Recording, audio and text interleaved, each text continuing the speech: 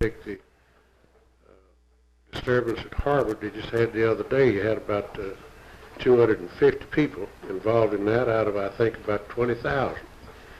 And it's not right to allow 250 people to impose their will or try to impose their will on the faculty and the administration of these schools. And if in my opinion, again, if the school administrators will use a little backbone instead of jawbone and do what is proper and enforce the laws and rules of the school, you'll see a lot of it disappear.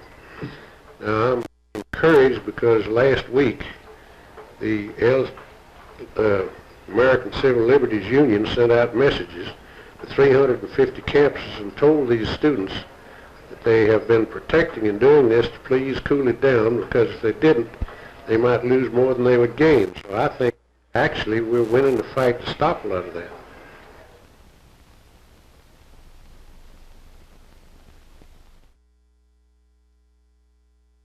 We have youth organization work of various sorts, primarily the historical oration contest, which is open to students in schools, and we have done a tremendous job with this. It's been well directed and it's been continuous since the last 15 years, the Douglas C. High Historical Oration Contest, and it offers an opportunity for youth to express some interest in history, which is basically a need in this country in education today.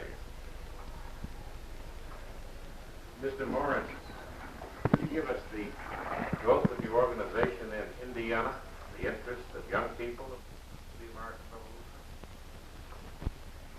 Revolution? We are disappointed in Indiana for the lack of interest in the boys in particular, which of course are eligible for SAR.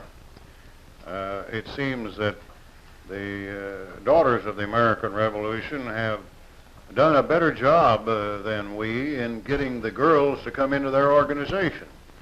But